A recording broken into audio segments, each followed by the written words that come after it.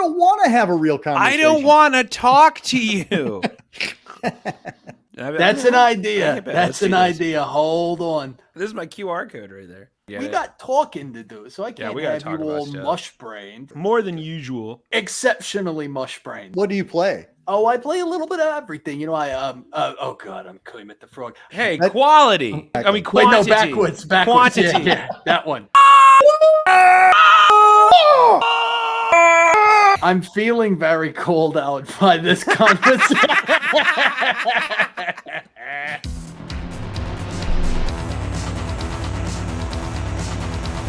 Hello, everyone. My name's Aaron Christensen. This is Horror 101 with Dr. AC, and this is Streaming and Screaming. And my co-hosts are Chad the Bird. Sup? And Lucy Ball. How are ya? And we are here to chat about 3 new movies that are streaming right now on the internet. Late Night with the Devil, 2023. Baghead, also from 2023. And then the Wayback Machine takes us to Grabbers from 2012. Grabbers. Which Chad described as the Irish Tremors. Irish Tremors. I have a couple of other ones that it was like Slither Tremors Gremlins. Hey, I can see that. There's definitely some gremlins in there for sure. That's a pretty deft comparison. Yeah, if you like Slither Tremors and Gremlins, this is the Irish version that you will also enjoy. This is that movie that if you want that with more whiskey and a lot of like twinkly eyes, you're gonna love this one. And funny little accents. Funny little accents. And dude from what's he from? It's not Love Actually. He's from a show that I love. Oh, Coupling. He's the lead guy in this movie, whose name I can't remember right now. But the guy, are we talking about Grabbers now, Doc? I know we jumping in, or what's going on? I'm sorry. He's full steam ahead. Full steam ahead. I'll hold back. No. I mean, let's dive into the old one first. We usually save that one for later, but that's true. Let's start with the retro. This was my film, and Chad had seen it. Lucy had not. I saw it at the Fantasia Film Festival back in 2012. And I was like, this is amazing, delightful. Yeah. It's a fun CGI creature feature that doesn't suck. And then I watched it again a few years later. And I was like, this is great. And then when I watched it this most recent time, I was like, it's more of a comedy that has some creatures in it. But it's definitely leaning more toward the comedy than the horror. And I think it would have behooved it to move a little bit more horror. But I still had a very good time. And the basic premise is that there are these monsters that are coming in from the sea, and they're on this little Irish island. And the way you can deter them from munching on you is to doing my impression of the drunk. Grabbers. Is that good? That's pretty good. That's actually, for one tentacle, that is great.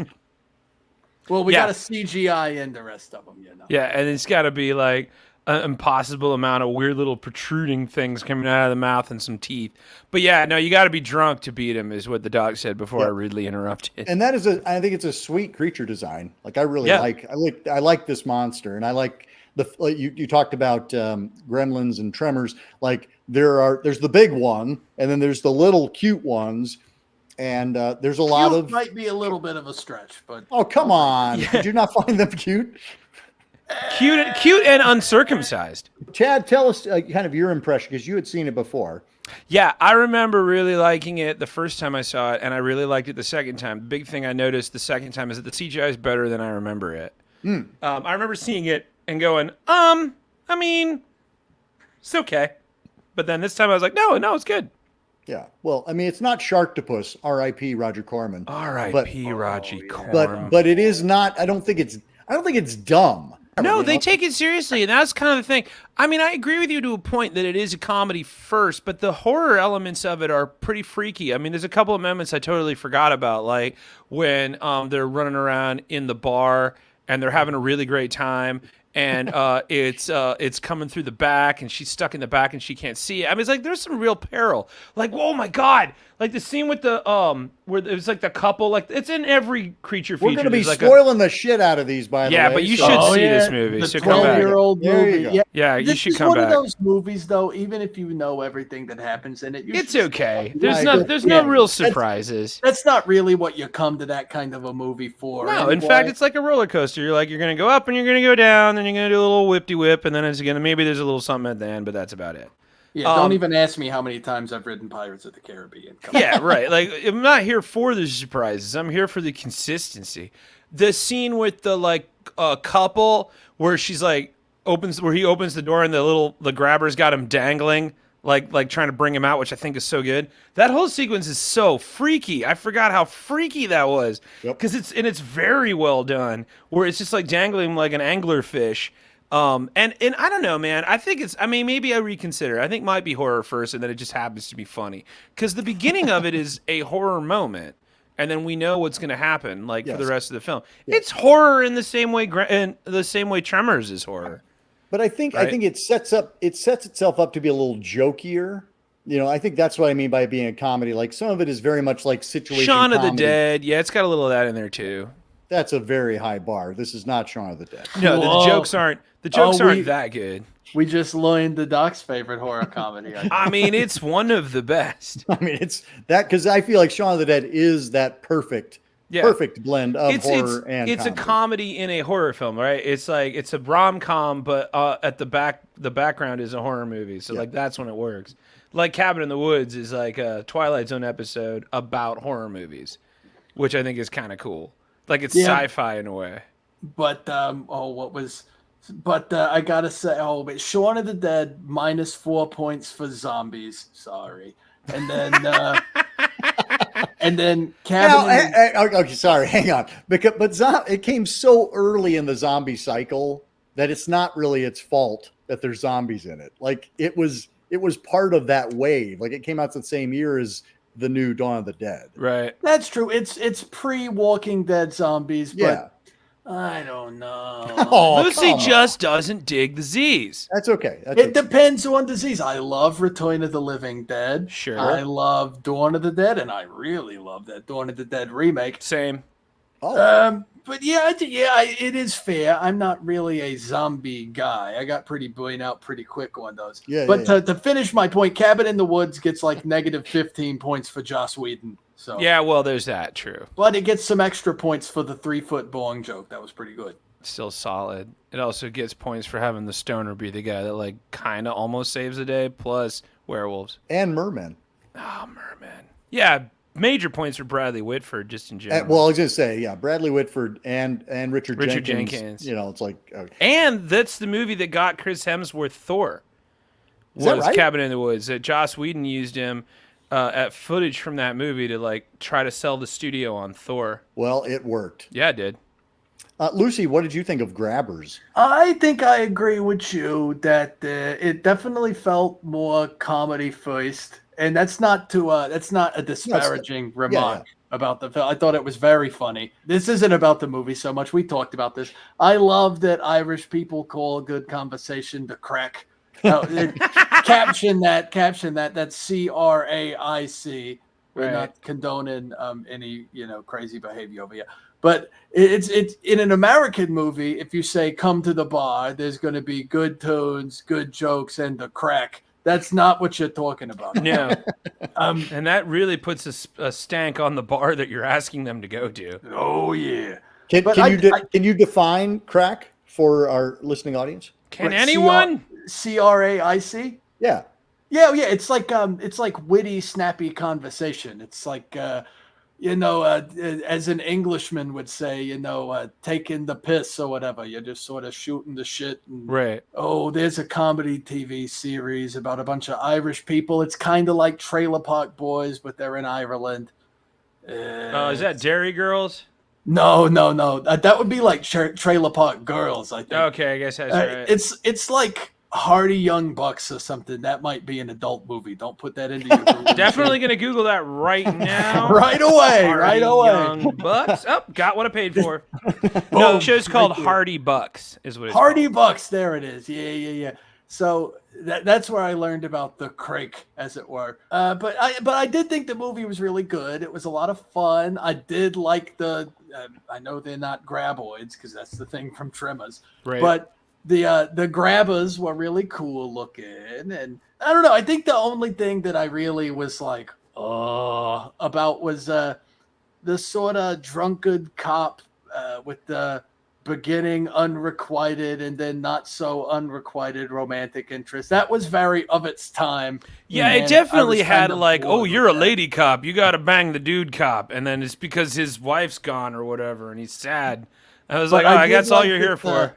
I like that the science nerd ended up being a bad guy. That was kind of cool. Yeah, they got into the ROM angle of it very quickly at the beginning, and it's very like, if it hadn't been like slide whistles in the background, I think it would have been offensive. But it's a very like Irish movie trope where they're like, "Oh, you like her, do you? Oh, maybe you guys should end up together." And you're like, "Please stop trying to breed me and my friends, you weird drunk person." I've said breed me and my friends a couple of times. That's another website you shouldn't look up, but if you do, you'll get what you paid for. Well, and I also like the fact that they kind of are riffing on the, Irish stereotype of the drunken Irish. Yeah, I actually like that. Because that's the thing. It's like, like what makes your Irish superpower is the thing that's going to save you. You can take a shit ton of whiskey and moonshine. I did drink a lot watching this movie because like halfway through I was like, well, I'm not going to get eaten by any goddamn grabbers. That's for goddamn sure. I watched it at about 5 a.m, so I didn't feel right being able to have a drink with it. Feels a little too early on the nose. Yeah. I did have a piece of toast with some hummus on it.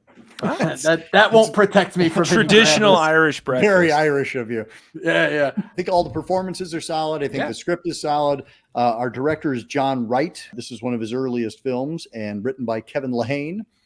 But yeah, I dug this one, and it plays really good with a crowd. I'm sorry you had to watch it. I was hoping you get to see it with some peeps around you, Lucy, but it definitely plays well with the crowd, I think. Oh, I mean, and I had a great time watching it. Don't get me wrong. I do want to agree with the previous point that the CGI did look really good. Yeah. Especially for being like a sort of budget film from 12 years ago now. Yeah. Yeah, kind of surprisingly good because they use it sparingly. They do it correctly. It's not just like, here's a bunch of creepy shots. It's like, no, man, there's like one rubber tentacle that they use 100 times. And then for like the pullback shots, I thought all of that was nice. They tried to make a quality creature feature instead of doing like, the 18,000th, Sharknado ripoff. Right. It's not self-aware, which I enjoyed about it. Yeah, it's like a genuine, like, here's the effects we've got to sell this story. Yeah, like I said, if you like Gremlins and Slither and Tremors, you will enjoy this film. Except it's Irish and you're going to probably want to drink a lot when it's happening. But when don't you? Like bubblegum movie that it's like, and we're done. Yeah. It did just sort of stop, didn't it? Yeah. Well, they'd solved the grabber problem. They solved the problem. Grabbers are gone. Or are they? No, they are absolutely not. They are not. They never are. They're never gone. And I do like that they brought that back because you kind of forget about the reason why they're not gone. And then at the end, I'm like, oh, yeah. No, they're still there. Problem. But the good news is this town is full of raging alcoholics and no one's getting out of this one. I just thought I did enjoy that they were like, hey, by the way, alcoholism is bad unless it saves your life. That's and I thought that one guy was just like, you know what? I'm not going to drink. I'm going to get my life together. And they were like, nope, you're going to want to drink, man. You're getting wasted. Let's shimmy to the west and let's go to England for Baghead from 2023. Baghead. Which was directed by Alberto Corredor. Whoa. And Easy now. It's based off a short film that was written by Lorcan Riley. And but yeah, it was done as a short back in 2017. Oh, really? That's interesting. And I was curious if anybody had seen the short film beforehand. I've not seen the short film. I didn't know that it was based on a short film, but that makes all the sense in the world. That's super. It totally feels like something that started as like a 15-minute wham bam, like Lights Out, which we could talk about for hours because I have lots of things to say. I love Lights Out. The short film, yeah. Yeah, the short film is great. When we saw Lights Out in the theater, I got so bored and we were the only ones there. I started playing All of the Lights. The Kanye, it's Kanye West, right?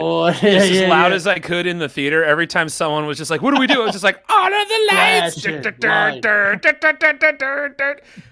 I've never shouted so much in the movies, but that was one of them where I was just like, "Or you could turn the fucking lights on." Anyway, think of the power bill, Chip.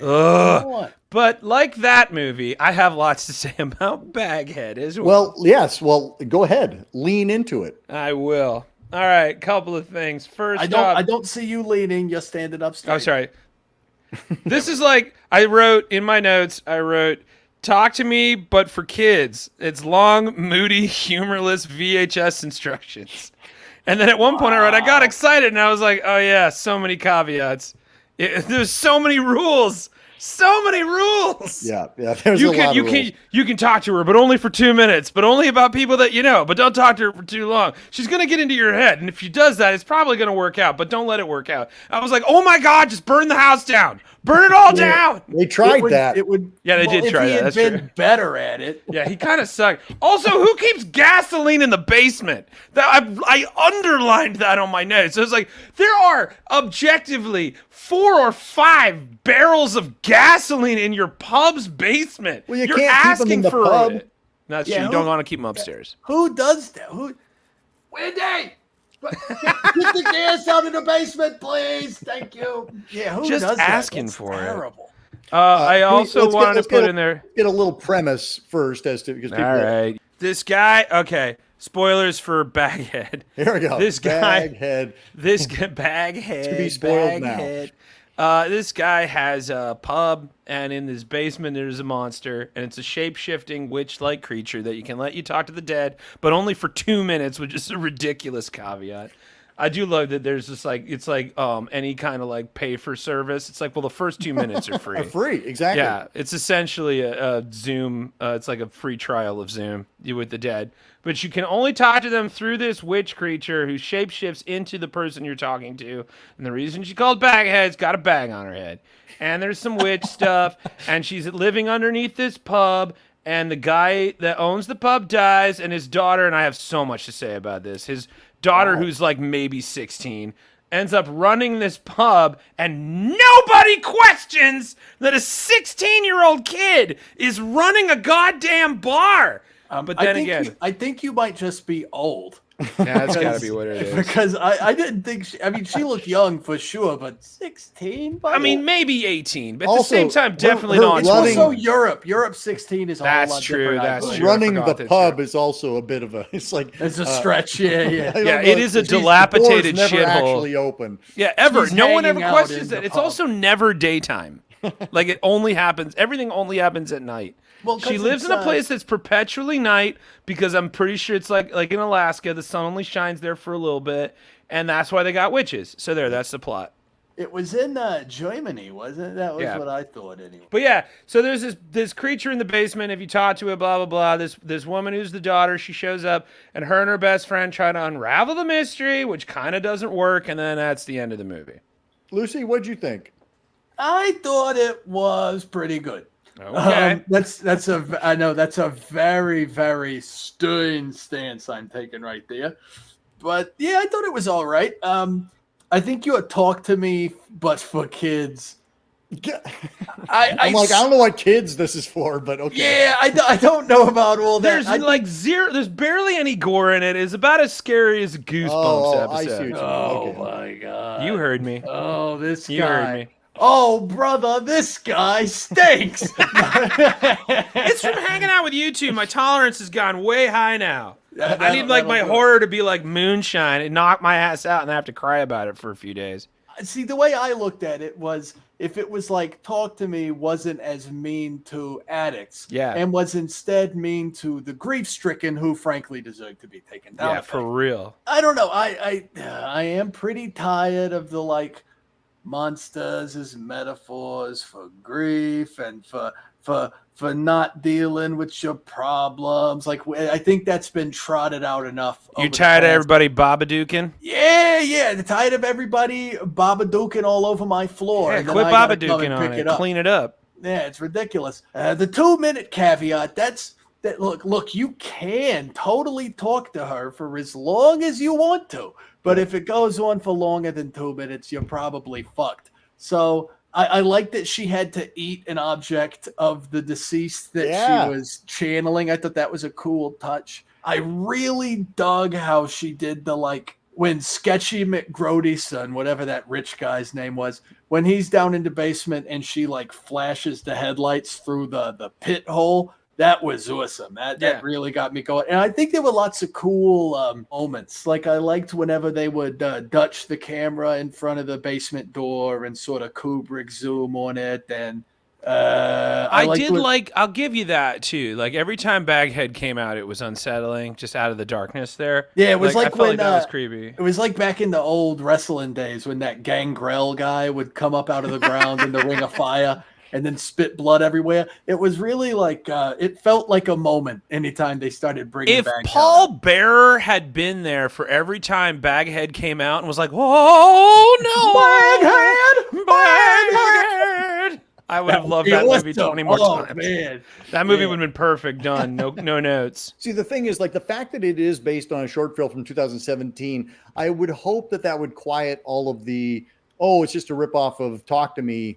Because I feel like there is a lot of that out there. Like, this is just Talk to Me. It's like, well, no, except for it predates Talk to Me by, about like 6 years. No, what are you talking about? Facts? No. Just because this one is more popular, so it's obviously the. You didn't see it first, so obviously it didn't happen first. You saw Talk to Me first, and then that's the thing about people, right, in the internet, which gets me to my problem with fucking internet TikTok horror influencers. They always start off their thing like this. It's always just like, "Hey everybody, I just saw the scariest movie I've ever seen. Before I tell you what it is, let me tell you who I am. I watch horror movies, and I like to watch them all the time. And I've seen so many scary." By the time it's like 3 minutes in, you're like, "And the name of the movie is..." Oh, I've scrolled already. Yeah, I'm over it. Guys, stop doing that. We don't care. We can see your name on the TikTok screen. You don't have to introduce yourself before. Just go, man. We're here. I want to know, what's the movie? And then by the time the reveal happens, I'm like, it's the fucking coffee table again. I don't have it yet. It's not out where I am. And not every movie is the scariest movie of the year. Sorry, you can't happen. And you're not going to know what it is until the end of the year. So stop doing that. Second off, stop saying, "I can honestly say." Good. I fucking hope you can.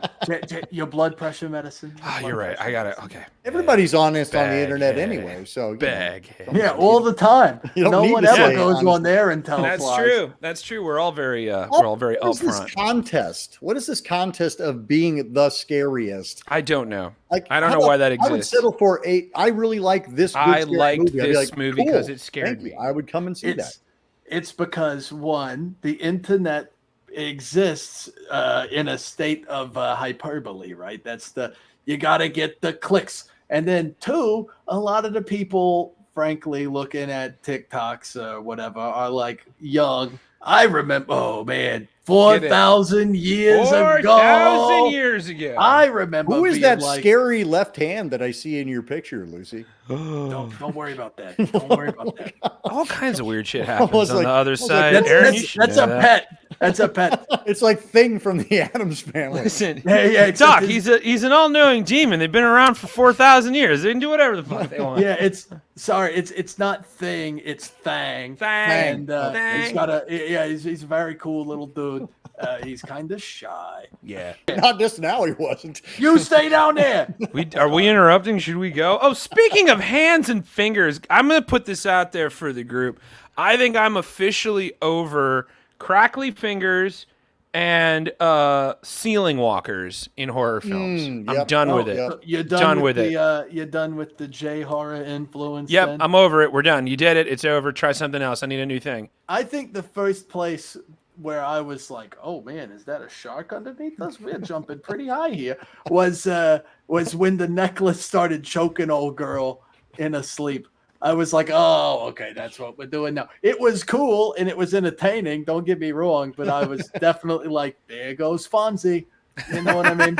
Up and away. Yeah, exactly. Poor little shark is down there like, I'm going to be a metaphor. And here, I'll be that old guy right now to be like, there was this episode of Happy Days. It was late in the series. Yeah, and... so what you should do is you should pause the video mid-conversation and then superimpose you coming up like, whoop. So, Happy Days was a TV show. Also, I don't know that anybody knows what Jumping the Shark is anymore. Or at least knows what a broken record is anymore. People say that, but they don't know where it comes from. But people still, like, when they're on the road and they want you to talk to them and they roll their window down like this. Right? Nobody has. When's the last time You're you've like, ever? When's the last time you ever what did are that? doing? There was also a lot of paper crinkling and coughing and cringy pauses in this movie, which I fucking hate. Like, just get it out, man. I did not have a good time. I thought that movie was humorless. Wow. Humorless movie. Well, viewers, today we learned Chad the Bird got put through sensory hell by Baghead. Yeah.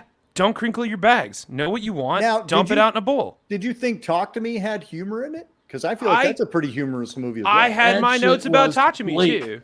I also talked about Talk to Me being. I thought it was a little too. It was definitely scary, but there's also no joy in it.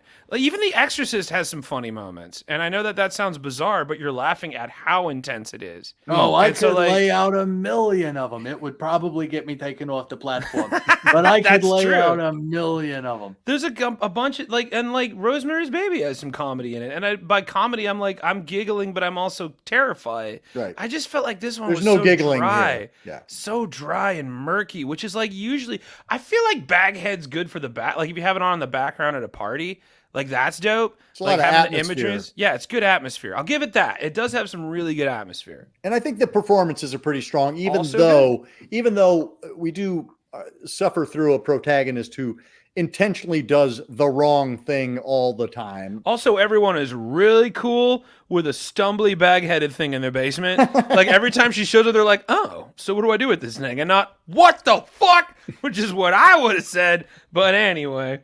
Also, nobody has a problem just giving this young woman a bar and not being like, hey, man, there you go. You got the bar. It's yours now. That's her birthright. Okay, that's how that works. Maybe she didn't intentionally choose to do the wrong thing. I kind of looked at it as she was in sort of a overlook hotel-y situation where there's some influence. Like she didn't really have a whole lot of control over her actions.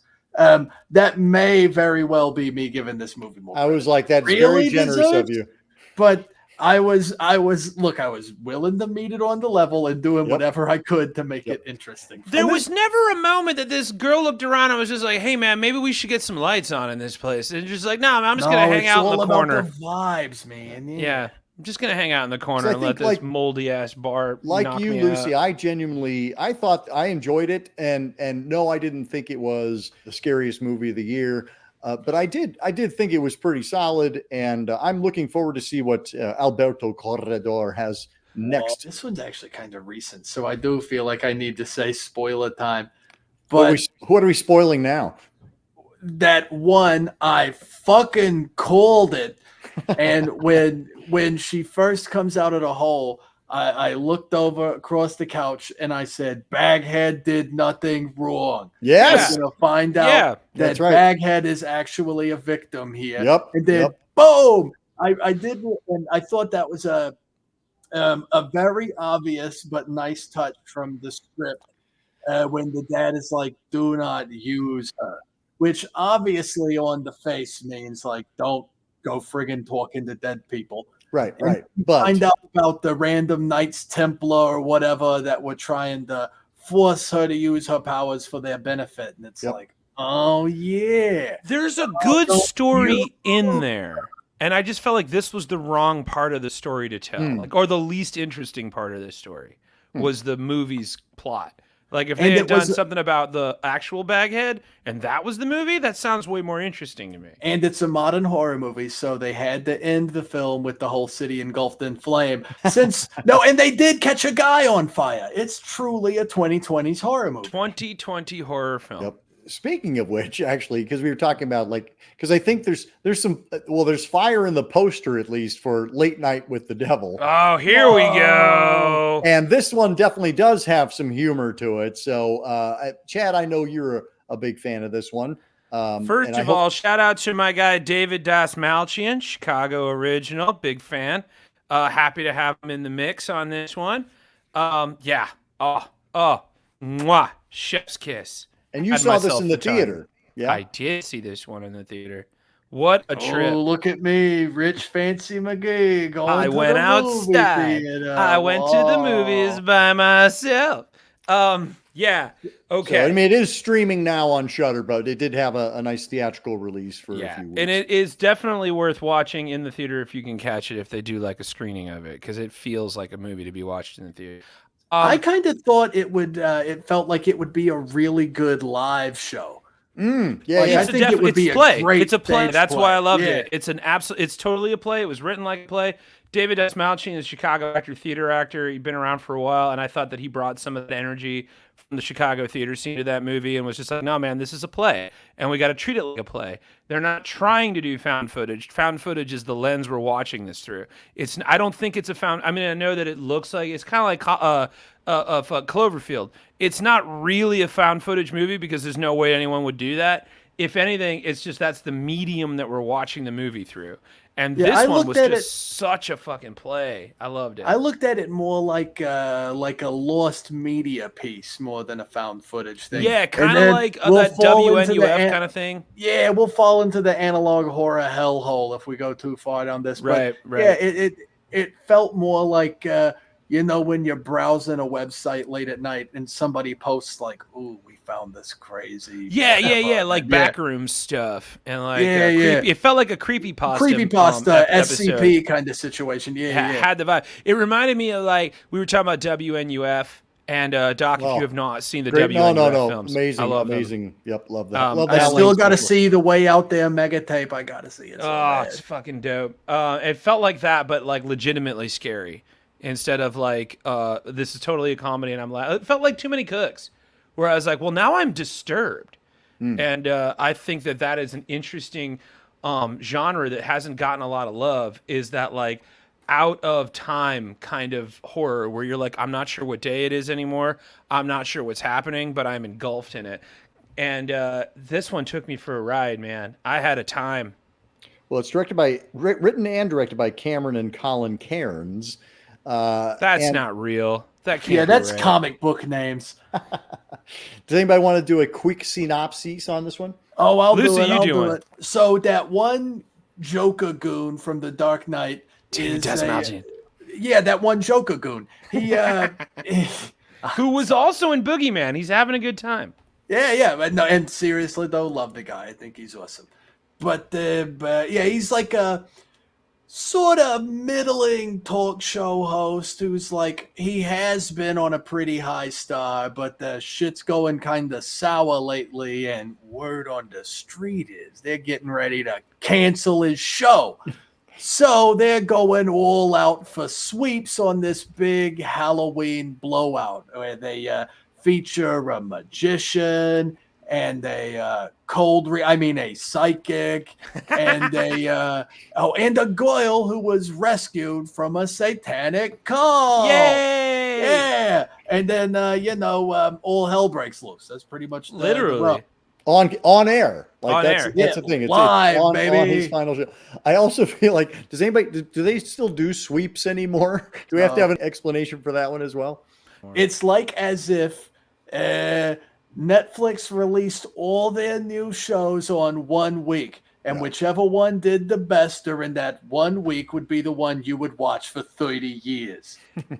Nice. But this is a really fun, so it takes itself seriously, and that's what I do like about it. Like, it never feels like it's winking. It feels like there are some genuine stakes here. And that's the reason why they are willing to push things further than they should, rather than it just being an excuse to further the plot. Like, it feels like, no, we need to do this because the premise, the stakes are legit. Like, you're like, no, you can't fuck this up because then you're gonna get canceled, which is so relatable. Yeah, and it would be yes, it would be responsible to not continue messing with the possessed girl, but you know what, the rates, everybody's like watching this right now. Eyeballs. Yep. Yeah, and I thought, as kind of cheesy as it was knowingly so. Like, there's a great sense of period. And I also was kind of like, for anybody who's not old like me, like, this was genuinely authentic. Like, this is what it looked like. Right. And I love that attention to detail. And I hope, people who've been watching,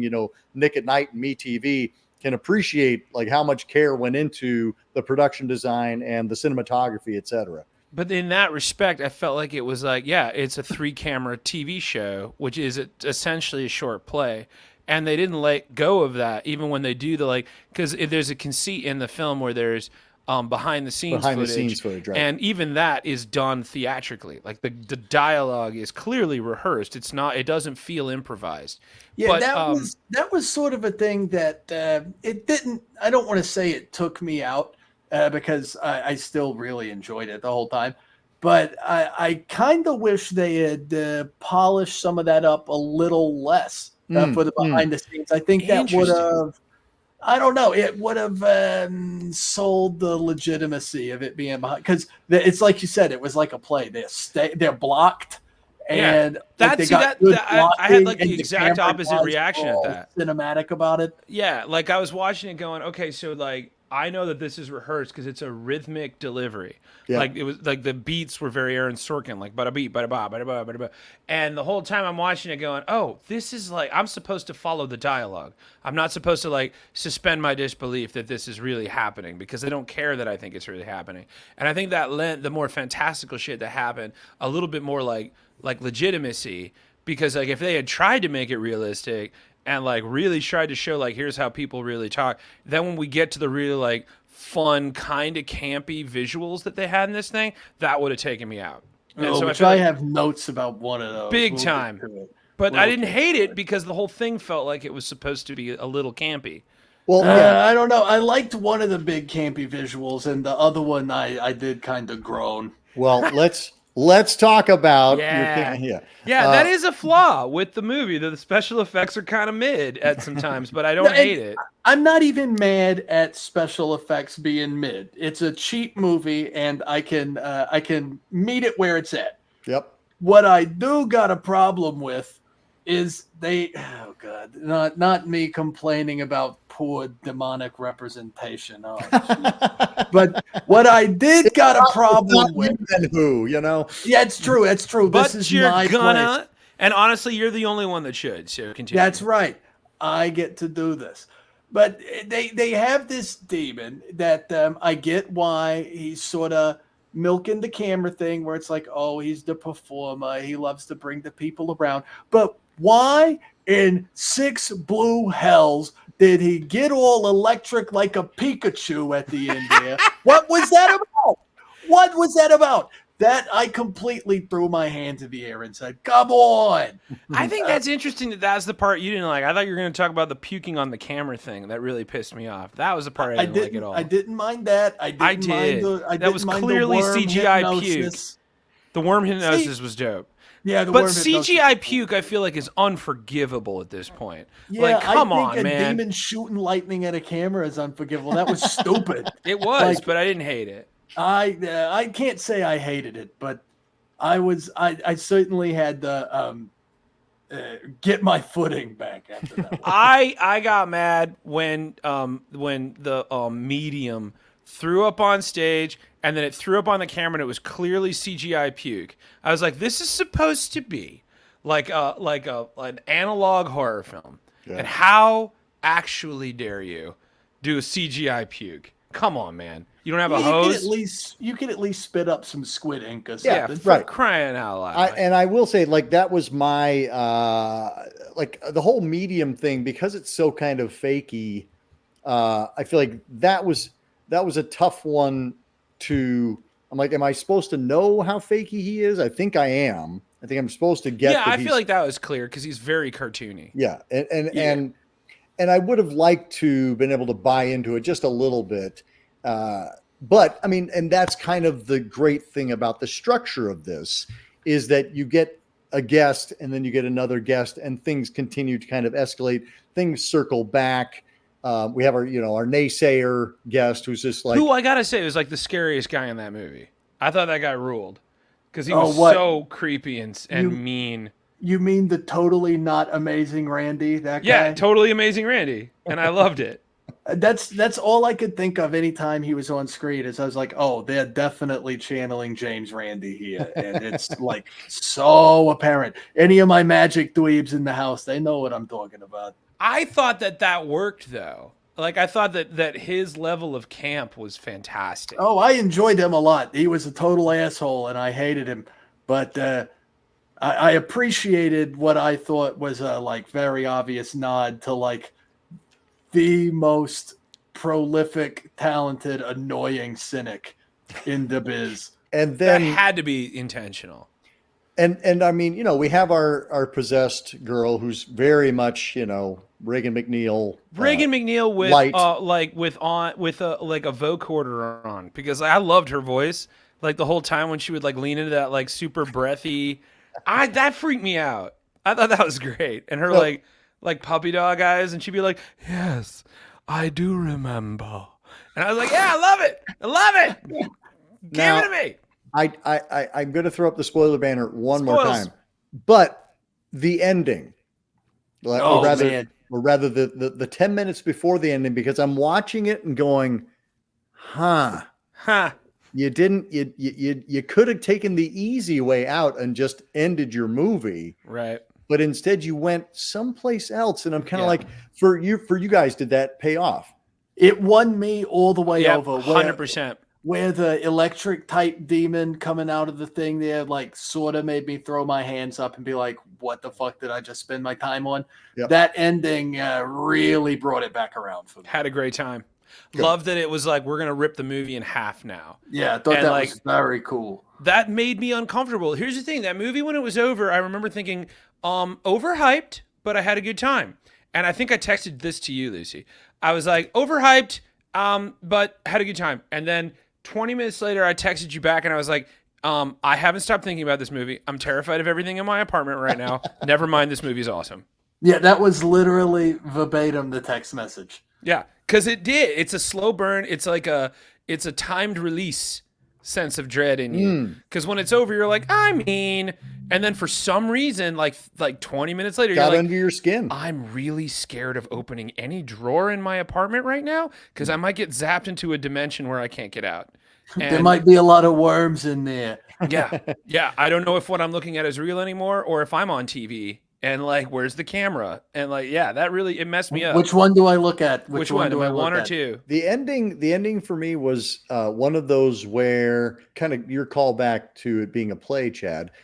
It was true theatricalism where it's like, I'm going to just pause long enough that you are now unnerved, audience, that you don't know what's happening. You don't know if I've forgotten my lines. You don't know what's intentional. You don't know if this is still part of the play. And I feel like that was something, it was a very risky move. And I had a lot of, applause for our filmmakers. I'm not sure if they're brothers or what they are, Cameron and Colin, but I thought it was a risky move. And one that I was also like, well, that wasn't necessary. You didn't have to take that risk. Like, you could have kept delivered it a perfectly grounded. solid programmer and it would have been fine. I thought that made it just like what Lucy was saying, like, it brought me right back into it because like I too kind of got sucked out a little bit when I was like, okay, well, we're doing super kitschy lightning demon stuff and I don't know where this is going. And if the end of this movie is just that the demon was there and like he wakes up and everything's fine, then I would have been like, okay, well, that was passable. But then it like broke my brain, and then I was very happy that it did because I feel like that's what makes the movie. I think in the same vein of those risks or whatever, one that I don't necessarily think paid off so well, for me anyway, was that sort of big reveal they roll. Here we go, spoilers again. But that sort of big reveal they roll out towards the end where I can't remember what the name of the cult was, but the totally not Anton LaVey Church of Satan guys being the same people that were behind the totally not Bohemian Grove thing. Right. I thought that, well, like, why couldn't those be two separate groups? Or why couldn't, one be a little bit more like the other? I even tried to rationalize this with myself to like give it the credit and be like, oh, well, it's different audiences. Like they're trying to bring in the common rough and tumble folk with the satanic imagery, and then they're trying to get the more powerful, wealthy clientele with the Bohemian Grove thing.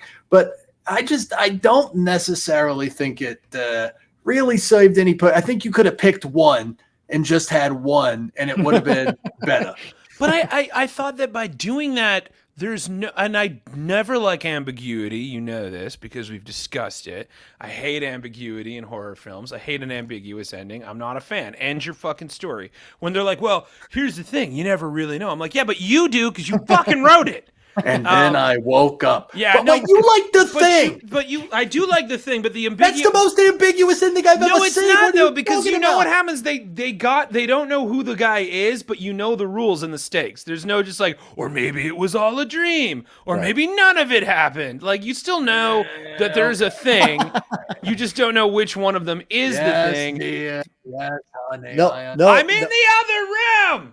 No, but okay, so I think what's wonderful about the thing is that you don't know, right? And it doesn't matter. It doesn't matter. That's more apt, right? One could be, neither could be, and it's like, okay, it doesn't matter. It's because what you get at the end of that movie is the sense of like, I don't know who to trust. We never trust. Exactly. It's all about the pin paranoia that they put in it. Yep. And like at the very end of the movie, they're just like, and you may never know. And that works for me. Yep. That's the kind of ambiguity I can handle. But the kind of movie at the end where it's just like, or maybe it didn't happen, or maybe it did. Or when someone dies, like your main character dies, and then you're like, well, then who the fuck have I been watching it through the eyes of? They're dead. This story. Yeah. So that's the shit I can't stand. And I hate it when a movie's over and it's just like, oh, did it happen? Didn't it happen? Did it happen? I'm like, it happened. We were there. We saw it fucking happen. Just end your movie. Somehow. Or did we? But like the end of this movie was just like, it was ambiguous, but the whole movie was it always felt like I was on the outside of what was going on. So it didn't feel out of place to be like, and this is where we leave the story, because we were always kind of hovering around it, because reality was never grounded, even when we knew it was, because we're looking at it through a lens, and that lens has a lot of self-awareness, because like that whole opening sequence of the movie where it's like, you're watching the Late Night with the Devil, the documentary that no one said you should see. So like we're already at a disconnect where we're like, this is that's a professional right there. Folks. I was like, that was a great Michael Ironside impression. I'll say that. There. Yeah, they sucked his brains out. I gotta say, he's the only actor in the world that could pull that line off. But anyway, also, if you haven't seen Blackberry with Michael Ironside, you should. It's fantastic. Oh, that's that's so got good. Glenn Howerton in it. Yeah, it's such a good movie. I've seen it 3 times. It's one of those I just like to have on in the background, and Michael Ironside's in it, and it's so good to see him again. Anyway, this one, like the ambiguity of like the whole like what's going on, all wrapped up for me in that moment, where all of a sudden we were like, oh, reality is broken, and that messed with me, and I thought that was cool. Nice. I do have another gripe. I really hate that I'm griping so much because it's nice because usually I'm the one griping. Oh, we get to trade shoes. What does it feel like being? Yeah, we definitely have the same size. Neither of you are wearing shoes right now. Or pants. Go on. Yeah. I got all. That's why we're not wearing shoes. Yeah, come on. What is this? I'm not even wearing shoes, Doc. I did enjoy the film. I do think it's a shame that one, it was a victim of the 3-year hype machine. Yeah.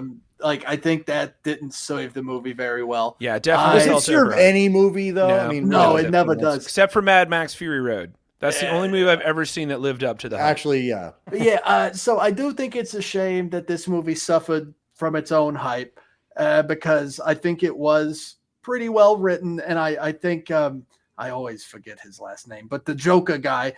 David Dastmalchian. David Dastmalchian. Hit my line. I'll talk to you. I'll learn how to pronounce your name. I thought he did a really good job playing that character out. It's a shame that the hype and the sort of the shooting of their own selves in the foot by the handling of the AI thing. And we were going to get into it. We might as well get into it. Yeah. Although is anybody still talking about that? I feel like not that one. No, everybody's mad about Planet of the Apes now. So I think they sort of shot themselves in the foot with how they handled it. Because I think it would have been just as easy for them to say, look, this was we started making this in 2019. We weren't having these conversations yet. They did have real people working on the art that was created from it, all that, whatever. And even if they hadn't had to do that, I feel like that I feel like is, I understand like Dastmalchian actually came out and talked about it, and I really like what he said, because he was like, he did say that. Like, not, the directors didn't say that, but Big D did say that. He was yeah, man, we weren't talking about it at the time. It was a long time ago. Obviously we don't want AI taking over shit, so of course I'm on the side of people saying this is trash. However, he did get into, like, this was a design team, it was a design choice, it was specifically to feel like it wasn't made by a human. And I think that was really effective, and I enjoyed that, because like you can't fake that level of confusion, because it's just like you can't simple fake images. That level of inauthenticity. Exactly. It's not in the human spirit, because it's not made by people. And like, if like even hearing that, I'm like, okay, obviously I'm not happy about AI.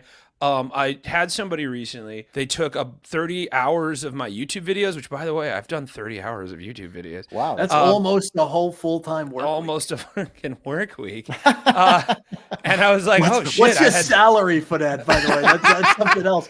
I could use a ride home. But like, hop on the bike. Wait, I got my plug-in hybrid. Hop in. Yeah.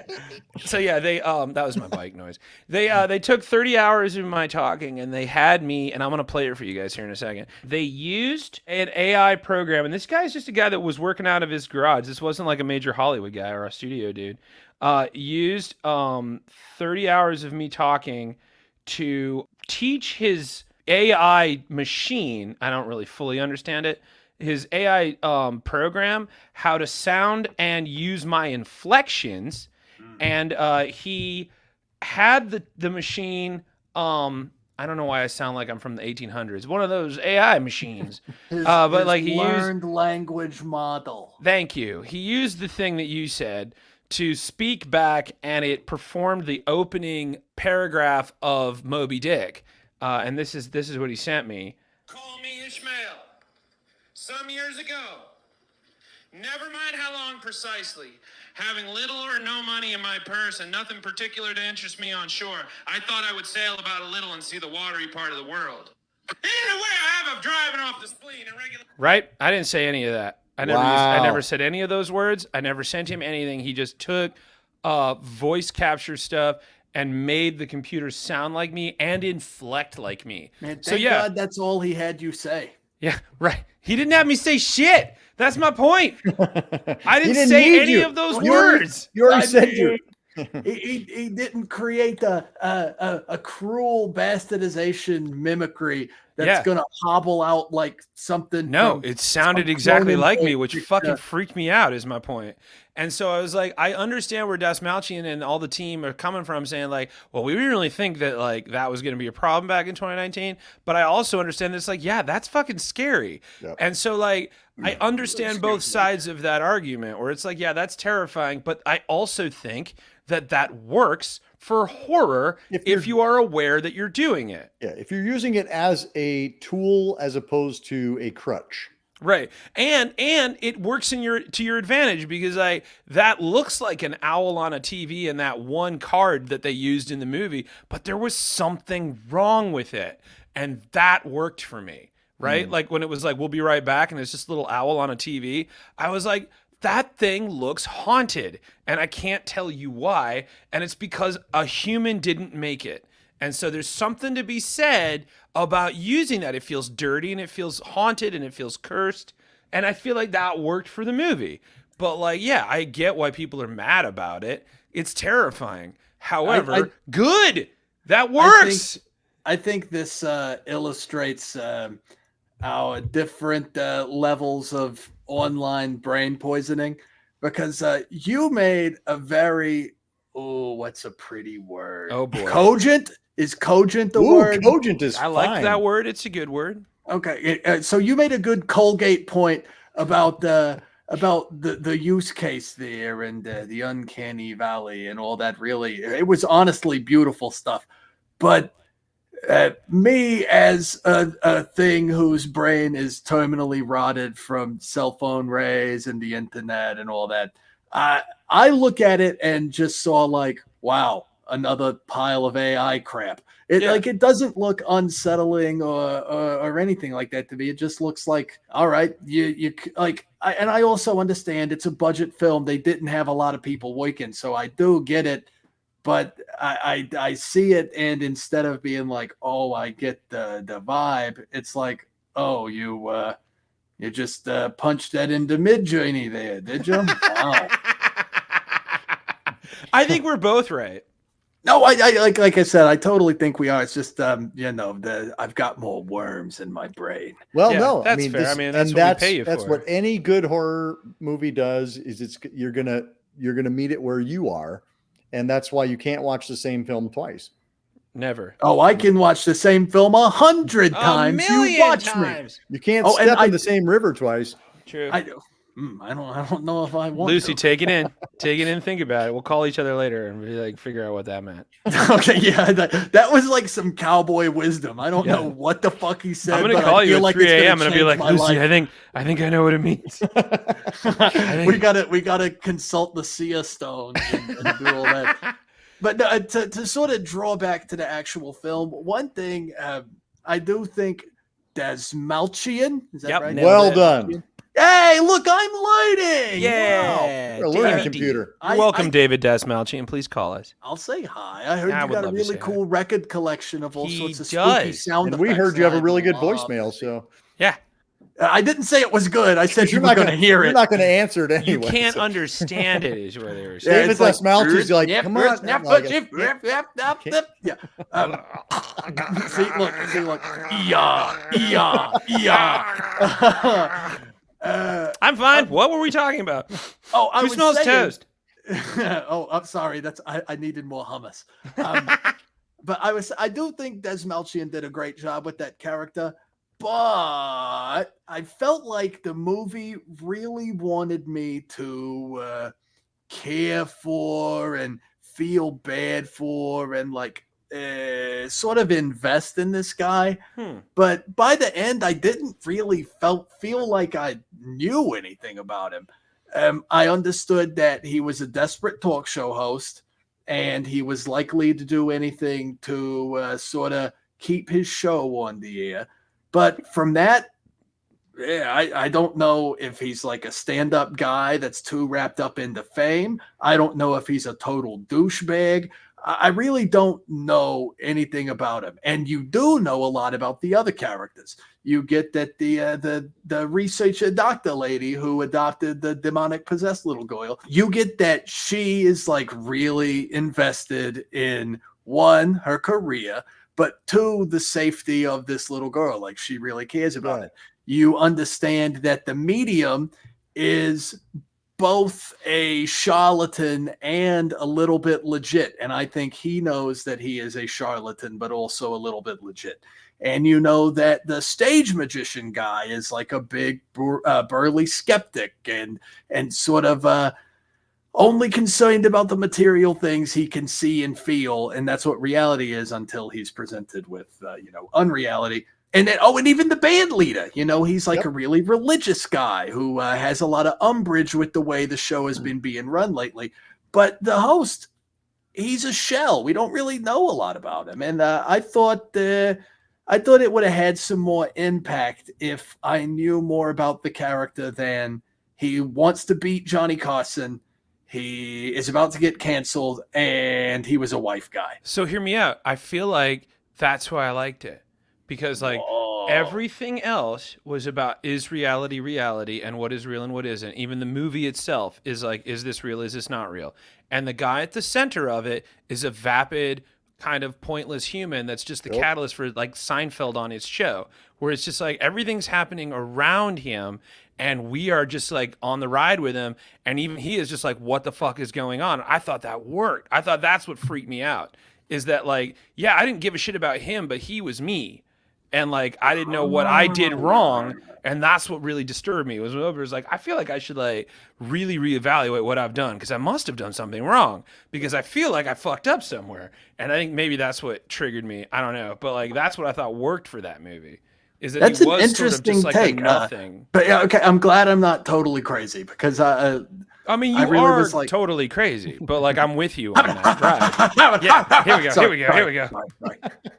Yeah, no, I'm with you, and I feel like that's what's great, is that like he's the perfect main character, because you can impose everything you want onto him, and it doesn't matter. You're always right.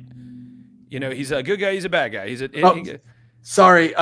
Sorry, you killed me, and I was rebooted as an internet film critic. I don't know what happened. Seriously, I've seen a lot of movies this year, and this movie was the scariest movie of the year. Yeah, this is the scariest movie ever. Oh my god! Well, and that was my, because I came to it obviously with a lot of expectation. I thought it was fine. You know, I applaud the fact that it's a low budget movie and they really took a lot of time and care with it. I think there's a lot of interesting ideas, and I think it was fine. Like, I want to see more from these guys, and that's kind of the end of it for me. Like, this is not one that I'm going to have on a heavy repeat. I don't think going down, you know. No, this feels like a Halloween movie that I'll watch at like midnight just to get myself in the mood. Something like that. Yeah, I'd probably give it another go without a house full of drunk, loud homosexuals. Did it go over with the crowd? Oh, yeah, we all had a great time. Nobody wanted to turn it off, you know. It was after sitting and thinking about it for a little bit. I was like, there's that. Oh, yeah, there was that too. I feel like it is a paint by numbers, but there's something delightful. Like we've seen still three a cool movies. picture. Yeah, we saw 3 movies this time that to me felt like paint by numbers films. Like Baghead was like, oh, it's my spooky atmospheric, and then you get like gothic, but not quite all the way. It doesn't take place in the time. It's like we're revisiting the time. And then you got like Grabbers, which is straight up like we were saying. It's like all the great Joe Dante creature feature experiences. And then you've got Late Night with the Devil, which is like that creepypasta meets like 70s Bogdanovich kind of horror film. Yeah. And like all of them are like, we're doing it by the numbers, and some of it works and some of it doesn't work. And I kind of like that we're not really taking those chances. We're trying to like rediscover how we make horror movies right now, which I think is kind of cool. Like, as opposed to that like nihilistic, like, we're just going to see whatever the fuck happens. And I'm like, no, man, go by the book. Let's see if it works. If it doesn't work, whatever. But like, nice to see people recognizing that there is a method to this. Yeah. And it's cool to see. And I mean, and then there are people who are taking those big swings with like the Outwaters and Skinamarink, you know. Don't get Lucy started on that. They're playing by a different rule book, whereas this one feels like these are the rules. Here we go. But then Late Night with the Devil goes into Outwaters territory at the end, and then swings back. Don't give me. I fucking love the Outwaters. So hear me out, Dr. AC. I don't know if you know this, but like there was a brief period of time where all Lucy could talk about was the goddamn Outwaters, and we had to do a thing about it. And I watched it. I watched it twice for you, and I tried, man. Well, twice is on you, buddy. Twice is on you. To this day, I cannot talk about the Outwaters without saying it like you, Lucy. So when it says it, was like the Outwaters. Like I still can hear it in my brain. Well, yeah. We watched it last year. Scott Bradley and I from Hellbent for Horror. We did a show on it, and that was one of my favorite episodes of that October, actually, because both of us were just like trying to deal with that movie, and both of us loved it, hated it, and really appreciated it. And I feel like, you know, this is none of these 3 movies are that movie, but there is that moment of Late Night with the Devil that feels like it wants to go outside it's coloring outside the lines on purpose. Yeah, it's like if the Outwaters was the Grateful Dead, Late Night with the Devil is like the Allman Brothers Band. Yeah, it's a little more accessible. Yeah, right? It's got a little bit more structure. Yep. A little bit more convention about it. Yeah, that movie, the Outwaters is a jam band. I don't disagree. But it shows you that, hey, we're capable of going outside the lines as well. So in case you want more of that, let us know. Kind of and then also let us know in the comments if you like. Remember to hit that friggin' bell, smash the like button like I smashed your mother. Hey yo, get it. Don't hold him back. Don't hold him back. Oh man, I'm getting fired up. It's unfucking thinkable the things I do with you. I'm sorry. I'm getting all wound up over here. You can find him on TikTok. Yeah, baby. Yeah. You can find me on TikTok or at your mother's house. Yeah. Watching the Outwaters. Yeah. Oh man. I go through that, but never mind. Definitely blitzed my phone for weeks about the Outwaters until I finally sat down to watch it. And next time a weird psychedelic found footage movie comes out, I'm going to do it again. You should do it again. You did that with Skidamarink, and I was like the first person in my block that saw Skidamarink. And I was like, I saw it. I don't know what I think about it, but I saw it. Outwaters, I had fun, but I did have notes.